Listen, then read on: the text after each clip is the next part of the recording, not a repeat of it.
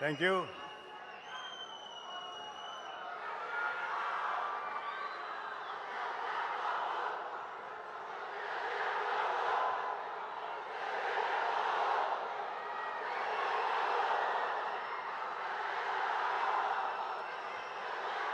Thank you.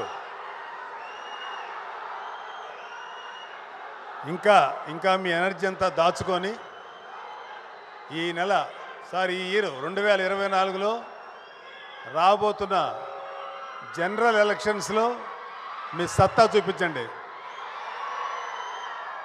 Army వాళ్ళలాగా military వాళ్ళలాగా గన్స్కి వీటికి ఎదురేళ్ళక్కర్లా. చేతిలో ఒక ముద్ర ఉంటుంది, గుద్దండి దాని మీద. Janasena TDP Alex. Thank you.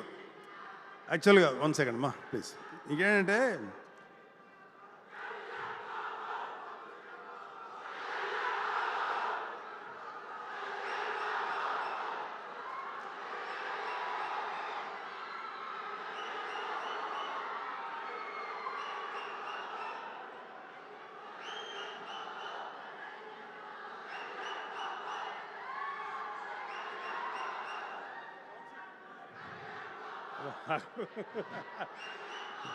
Let them.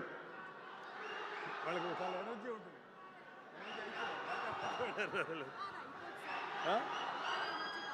ఉంటుంది కొంచెంసేపు ఉంటుంది. మీ ఎనర్జీ గురించి మాట్లాడుకుంటున్నాం.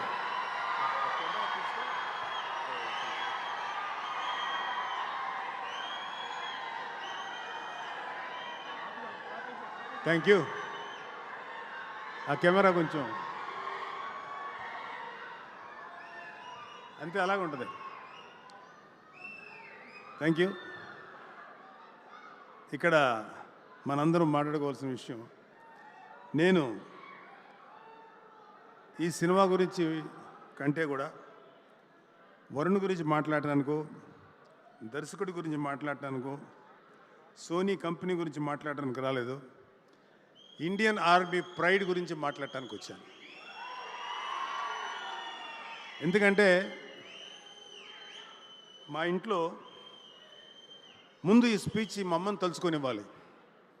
మా అమ్మ ఒకటే మాట అంటుంది, పొద్దున్నే లేచి నా బిడ్డ ముగ్గురు బాగుండాలి, నా కూతురు బాగుండాలి, మిగతా అందరి బిడ్డలు బాగుండాలి, ముఖ్యంగా బోర్డర్లో నిరంతరం మనల్ని కాపలా కాస్తున్న సైనికులు వాళ్ళందరూ కూడా ఏమి కాకుండా వాళ్ళని కాపాడే దేవుడానే మమతనం పెట్టుకుంటుంది. నేను నిజంగా ఆశ్చర్యపోయా, ఏమో అలా ధనం పెట్టుకుంటావా అన్న. నాకు కొంచెం సిగ్గేసింది. అంటే మాకు మిలిటరీకి మా ఇంట్లో టచ్ ఉంది కాబట్టి మాకు లేదు. మా అమ్మగారి వాళ్ళ నాన్న ఎక్స్ మిలిటరీ మ్యాన్, మిలిటరీలో పనిచేసి వచ్చిన ఆయన. మా అమ్మ వాళ్ళ మేనమామ మిలిటరీలో పనిచేసి వారిలోనే చనిపోయిన వ్యక్తి. అలాగే మా నాన్న అన్నయ్య, మా పెదనాన్న, ఆయన కూడా మిలిటరీలో పనిచేసి రిటైర్ అయిపోయి వచ్చిన వ్యక్తి. సో మిలిటరీ తోటి మాకు ఒక అనుబంధం ఉంది. సో మీరు ఒక 2 ఇన్సిడెంట్స్ చెప్తాను, దాని తర్వాత నేను దిగిపోతాను. అసలు ఇప్పుడు మనం ఏదైతే చూస్తున్నామో ఇదంతా highly mechanised, highly modern, high level technology. ఏమీ లేనప్పుడు ఐ థింక్ ఫస్ట్ 1965 పాకిస్తాన్ వార్లో యుద్ధం జరుగుతుంది. మన ఇండియన్ ఆర్మీ అంటే మోస్ట్ డేంజరస్, అంటే చాలా riskiest among all army, air force and నేవీలో అత్యంత రిస్క్ ఏంటంటే ఎయిర్ ఫోర్స్ వాళ్ళది చాలా రిస్క్. ఎందుకంటే ఫస్ట్ వాళ్ళే మెనూరింగ్ చేసి ఫస్ట్ అటాక్ వాళ్ళు చేస్తారు జనరల్గా, నాకు తెలిసినంతవరకు అది. సో పాకిస్తాన్ వాళ్ళకి ఏం చేశారంటే అమెరికా వాళ్ళు అత్యంత మోడ్రన్ ఏమంటారు దాన్ని, ఇది దాన్ని ఏమంటారు, రాడార్. ఎస్ సారీ, చాలా మోస్ట్ మోడర్న్ రాడార్ ఇచ్చారు అప్పటికి. అంటే అంతకుముందు అంత రాడార్ సిస్టమ్ అంత అడ్వాన్స్ లేదు. ఇండియన్ ఎయిర్ ఫోర్స్ ఎయిర్లో ఎగిరింది ఒక 10 మంది వాటెవర్ ఒక సంఖ్య. ఎగిరిన తర్వాత గాల్లో వచ్చినటువంటి ఫ్లైట్స్ని వచ్చినట్టే పర్ఫెక్ట్ కొడుతున్నారు. అంతకుముందు ఎప్పుడు కొట్టలేదు. ఎలా కొడుతున్నారంటే పాకిస్తాన్ వాళ్ళ దగ్గర అమెరికా వాళ్ళ యొక్క అత్యంత ఆధునాతనమైన రాడార్ ఆ రోజుల్లో ఉంది. అంత ఈజీగా టార్గెట్ చేయగలుగుతున్నారు. సో ఇండియన్ ఎయిర్ ఫోర్స్ నష్టపోతుంది. చాలా క్రిటికల్ సిచ్యువేషన్లో ఉంటే కొంతమంది చనిపోవడం, కొంతమంది కూలిపోయినాయి. ఇద్దరు వ్యక్తులు మాత్రం అందరినీ వెనక్కి వచ్చేయమంటారు. ఎయిర్ ఫోర్స్లో ఎప్పుడు ఏమిటంటే రిట్రీట్ అనేది ఏదో ఉంటుంది కుదరినప్పుడు. వాళ్ళిద్దరు మాత్రం ఇద్దరు ఉన్నారు, ఆలీ బ్రదర్స్ అన్నదమ్ములు. ఇది మా పెదనాన్నగారు నాకు చెప్పిన విషయం. అన్న ఇక్కడే ఉంటే వీళ్ళు మళ్ళీ అటాక్ చేస్తారు. మనకి ఎయిర్ ఫోర్స్ వాళ్ళు మన బాసులు ఇచ్చినటువంటి ఈ కమాండ్ని మనం యాక్సెప్ట్ చేస్తే మళ్ళీ నష్టం అవుద్ది. కానీ మనం ఏదైనా తప్పు చేస్తే మనం కోర్టు మార్షల్ చేస్తారు, ఈవెన్ చచ్చిపోయిన తర్వాత కూడా. కానీ అయినా పర్లా, కంట్రీ బాగుంటుంది. మన ఎయిర్ ఫోర్స్ చాలా బాగా యుద్ధం చేస్తే తద్వారా ఫాలో అవుతున్న ఆర్మీ అంతా చాలా ఎఫెక్టివ్గా పనిచేస్తుందని తెలుసుకొని వాళ్ళిద్దరూ దే ఐడెంటిఫైడ్ ఎక్కడ రాడార్ సిస్టమ్ ఉందో. మేబీ చాలా పెద్దవి ఉండొచ్చు, ఎంత పెద్ద హ్యూజ్ స్పేస్లో ఉండొచ్చు ప్లేస్లో. ఈ విమానాలన్నీ వెనక్కి వెళ్ళిపోయినాయి, రిట్రీట్ అని చాలా వరకు. వాళ్ళిద్దరూ Ali brothers, own brothers, they are pilots. ఇద్దరూ కరెక్ట్గా గురి చూసి చెరొక వైపు నుంచి కరెక్ట్గా రాడార్ సిస్టమ్ని కొట్టేసి ధ్వంసం చేశారు. ఫస్ట్ సూయిసైడల్ కమాండోస్ మళ్ళీ దెబ్బకి పాకిస్తాన్ తేరుకోలేదు. ఇండియన్ ఆర్మీ అద్భుతంగా యుద్ధం చేసి చాలా గొప్ప విజయం సాధించింది. అలాగే ఇంకొక ఇన్సిడెంట్ 1962లో చైనా వార్ వచ్చింది. దాన్ని బ్యాటిల్ ఆఫ్ రిజంగ్లా పాస్ అంటారు. ఇది చాలా ఇంట్రెస్టింగ్ ఉంటుంది. మీకు ఎవరికైనా ఓపిక ఉంటే యూట్యూబ్లో దొరుకుతుంది, చూడండి.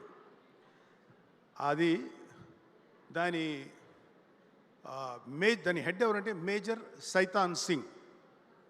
Is from Haryana, Kumaon regiment నుంచి వచ్చిన వ్యక్తి.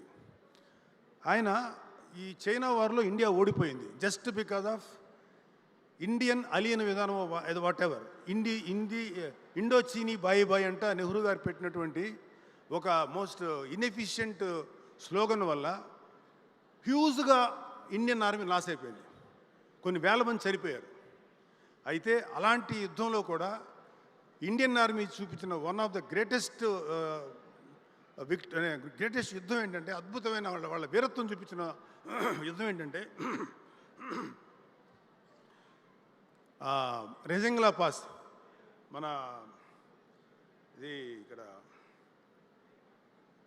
ఇది మనం టిబెట్టా, వాట్ ఇది? టిబెట్ కాదు. సో మన ఇండో చైనా బార్డర్, మనందరం మనకన్నా ఐ ఫర్గాట్ దట్ నేమ్. అక్కడ వీళ్ళని తీసుకొని వెళ్తున్నాడు, అక్కడ హోల్డ్ చేస్తారు. అక్కడి నుంచి ఇండియన్ బార్డర్లోకి చైనీస్ ఎంటర్ అవ్వబోతున్నారు. అక్కడ మన సైతాన్ సింగ్ అనేటువంటి మేజరు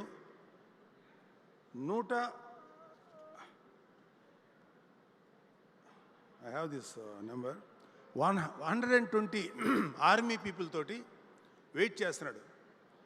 అత్యంత దురదృష్టం ఏంటంటే, బికాజ్ ఆఫ్ నెహ్రూస్ అలియన విధానం, వాట్ ఎవర్, ప్రాపర్గా ఆమ్యునేషన్ కానీ ఎటువంటి ఇది లేదు. ఇలాంటి పరిస్థితుల్లో ఉన్నంత వరకు ఫైట్ చేస్తున్నారు మన వాళ్ళు ఉన్నది 120 మాత్రమే. వాళ్ళ దగ్గర ఉన్న బుల్లెట్స్ 600 బుల్లెట్స్. ఒకే ఒక మోర్టార్ గన్ ఉంది. అటు పక్క నుంచి హైలీ ట్రైన్డ్ చైనీస్ 3000 మంది టువర్డ్స్ ఇండియా వైపు వస్తున్నారు. 3000 చైనీ army and 120 Indian army led by major Shaitan Singh. War start అయింది. వాళ్ళని ఒక అడుగు కూడా ముందుకేయలేదు. వాళ్ళకి ఒక ఇల్యూషన్ క్రియేట్ చేశాడు సైతాన్ సింగ్. ఒకే ఒక మోటార్ తోటి కొంచెం హై లెవెల్లో పెట్టి బోర్డర్లోంచి వస్తున్నటువంటి ప్రతి చైనా వాడి మీద అటాక్ చేసి లోపలికి వచ్చిన వాళ్ళు షూట్ చేయడం మొదలెట్టారు. వాళ్ళకి ఎలాంటి ఇల్యూషన్ క్రియేట్ చేశారంటే, చైనీస్కి అదర్ సైడు 10,000 మంది ఆర్మీ ఉన్నారు, మనం అనవసరంగా వచ్చామని ఇల్యూషన్ క్రియేట్ చేశారు. అన్నిటికన్నా గొప్ప మాట అన్నది సైతాన్ సింగ్ మేజర్ అన్న మాట ఏంటంటే, మనం తక్కువ మంది ఉన్నాం, కనీసం ఒక్కొక్కడు 10 మందిని చంపని చావకూడదు అనేటువంటి ఒక గొప్ప ఇన్స్పిరేషన్ క్రియేట్ చేశాడు. ఆ విధంగా ఒక్కొక్క ఆర్మీ వాడు 10 మందిని చంపగానే చావలా. వాళ్ళలో దాదాపు ఒక 1300 మంది చైనీస్ ఆర్మీని చంపేశారు. 1300 మంది, జస్ట్ 120 మెంబర్స్. మన వాళ్ళు ఆ గ్రేటెస్ట్ ఆ వార్లో, అద్భుతమైనటువంటి ఆ యొక్క యుద్ధంలో ఇంచుమించు 108 మంది చచ్చిపోయారు. 105 మంది.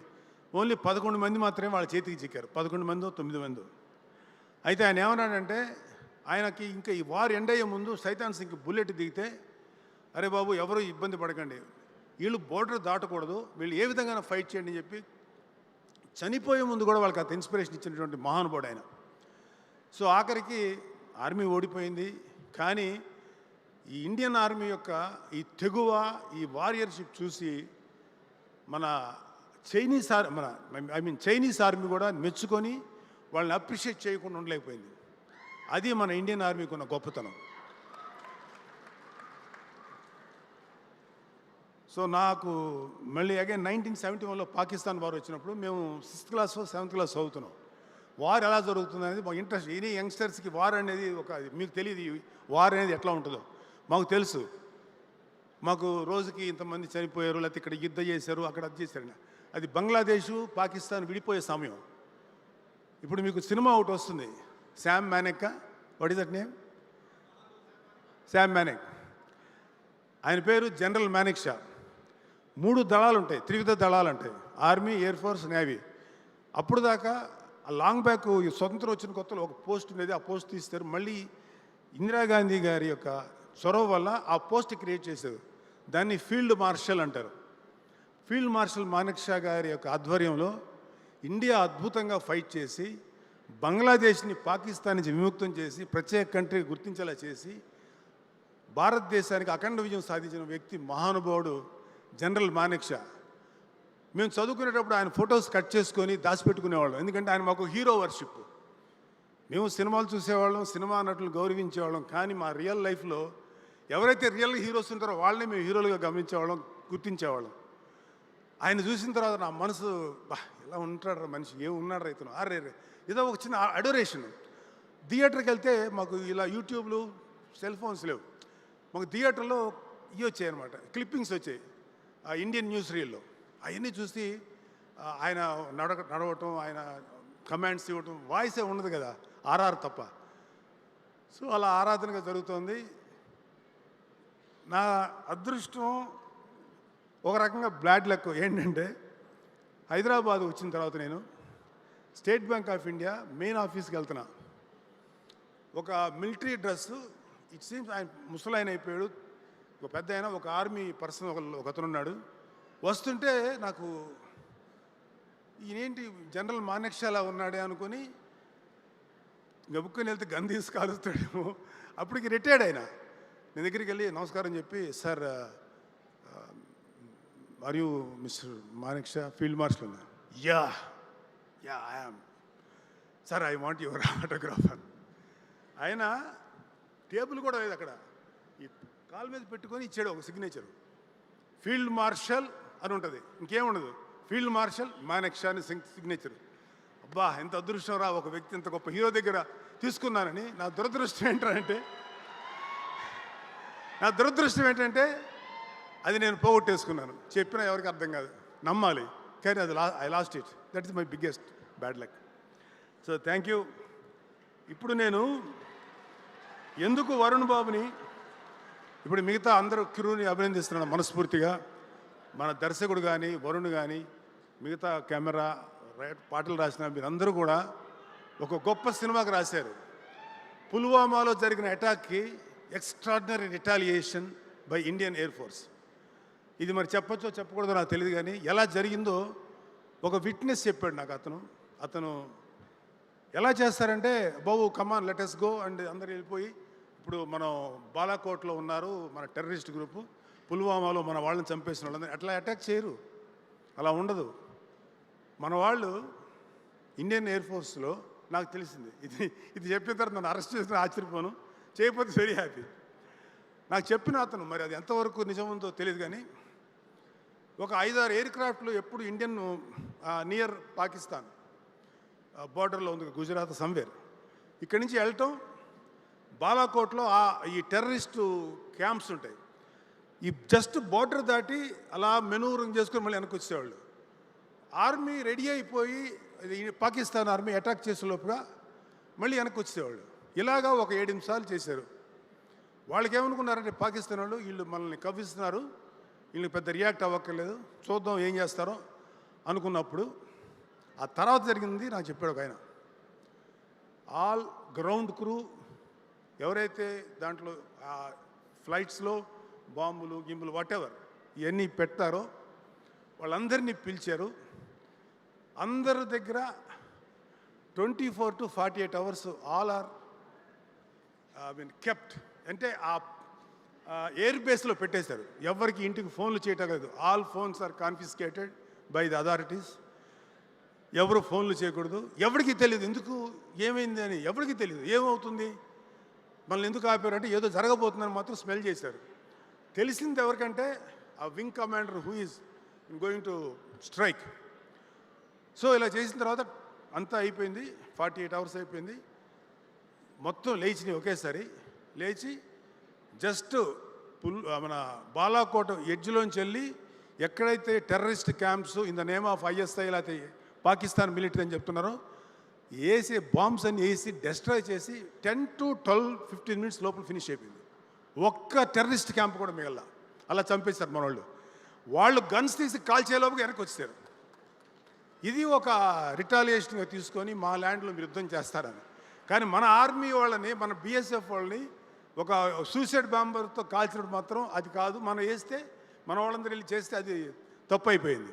సో దాట్ మన వాళ్ళు తీసుకున్న రిటాలియేషన్ ఫర్ దిస్, ఈ రిటాలియేషన్కి అద్భుతంగా సహకరించి మన ఇండియన్ ఆర్మీ ప్రైడ్ నిలిపారు చూడండి ఒకే ఒక మహానుభావుడు, that is Narendra Modi, greatest leader. అంతకు ముందున్న ఏ లీడర్ కన్నా కూడా నాకు నరేంద్ర మోడీ గారు ఎందుకు ఇంట్రెస్ట్, ఎంత గొప్ప గౌరవం అంటే, ఆయన గురించి ఎందుకు అంత గొప్పవాడాడు మీకు ఒక విషయం చెప్తాను.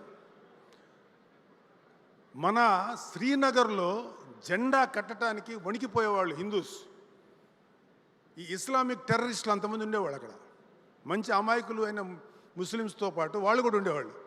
ఎవరు వస్తారు రండ్రా చూద్దామంటుంటే మోడీ గారు ఆయన ఫ్రెండ్. అలాంటి సిట్యువేషన్లో ఒక జీప్ వేసుకున్నారు, ఏం వేసుకున్నారు, యంగ్స్టర్స్ వాళ్ళు అలా దూసుకెళ్ళి అందరూ టెర్రరిస్ట్ క్యాంపులు అందరూ ముందు వెళ్ళి, అంటే ఒకడు ఉన్నారు, ఎవరు ఎటు నుంచి అటాక్ చేస్తాడు లేదు, భయపడిపోతున్నారు.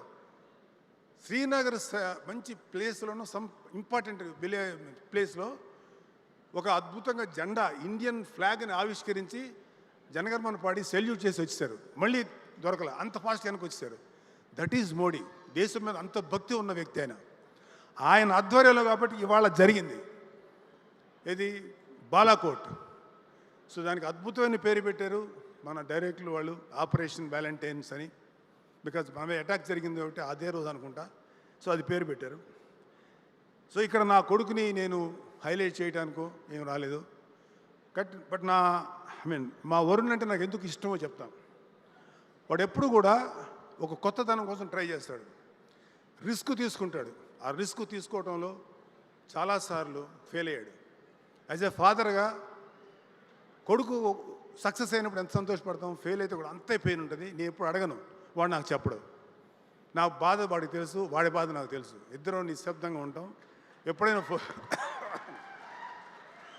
ఎప్పుడైనా వెళ్ళి పర్లేదురా ధైర్యంగా ఉండంటే, లేదురా నేను మామూలుగా అంటాడు. ధైర్యం చెప్దామన్నా ఉత్సాహం కూడా పోతున్నాను. So I love my son because the way he choose his characters. First time మేము కంచె చేస్తున్నప్పుడు కృష్ణ దగ్గరికి వచ్చి కథ చెప్తే, వరుణ్ బాబు ఒకసారి కథ విను అంటే, వరుణ్ కథని చాలా బాగుందని అన్నాడు. ఆ కంచె చేశాడు. So Varun body language other than ఫిదా లాంటి లవ్లీ స్టోరీసు, లేకపోతే తొలి ప్రేమ లాంటి లవ్ స్టోరీస్తో పాటు గద్దలకొండ గణేష్ లాంటి టఫెస్ట్ రోల్స్తో పాటు ఒక ఆర్మీ మనిషి ఎలా ఉంటాడు అనేది వాడి అదృష్టం, వాడి ఫేట్ వాట్ ఎవర్, అద్భుతమైనటువంటి ఫిగర్ ఇచ్చాడు అతనికి ఈ ప్రకృతి ఈ దేవుడు నేను నమ్మను కానీ, బట్ దేవుడు ఇచ్చాడు అనుకుంటే దేవుడు ఇచ్చాడు. తన అద్భుతమైన పర్సనాలిటీ, అప్పీరెన్స్, అంటే కొన్నిసార్లు కొన్ని క్యారెక్టర్లు క్యారీ చేయాలంటే ఒక 5 feet 3 inches ఉన్నవాడు నేను స్ట్రిక్ట్ పోలీస్ ఆఫీసర్ని అంటే కొంచెం కామెడీగా ఉంటుంది, నువ్వు కాదులేరా బాబు అనిపిస్తుంది. అదే ఒక 6 feet ఉన్నవాడు పెద్దగా పెర్ఫార్మెన్స్ అయిపోయినా అట్లా నిలబడితే వీడేదో ఉందనుకుంటారు. అతని అదృష్టం, వరుణ్ బాబు అదృష్టం, అంత మంచి పర్సనాలిటీ రావటం, వాళ్ళ తల్లి ఆశీర్వాదం, whatever. But love you Varun బాబు, ఇలాంటి మంచి క్యారెక్టర్లు చేసుకో, జయాపజయాలకు అతీతంగా నువ్వు ముందుకెళ్ళు. డోంట్ వర్రీ, ఒక్కొక్కసారి నువ్వు చేసేటువంటి మంచి ప్రయత్నాలు కూడా ఒక్కొక్కసారి ఫెయిల్ అవుతాయి, కానీ అల్టిమేట్గా ఎవడైతే ప్రయత్నం చేస్తూ చేస్తూ చేస్తూ ముందుకెళ్తాడో వాడు ఎప్పుడు సక్సెస్ అవుతాడు జీవితంలో. One example is Narendra Modi, another greatest example is త్వరలోనే ప్రూవ్ చేసుకోబోతున్న మన పవన్ కళ్యాణ్.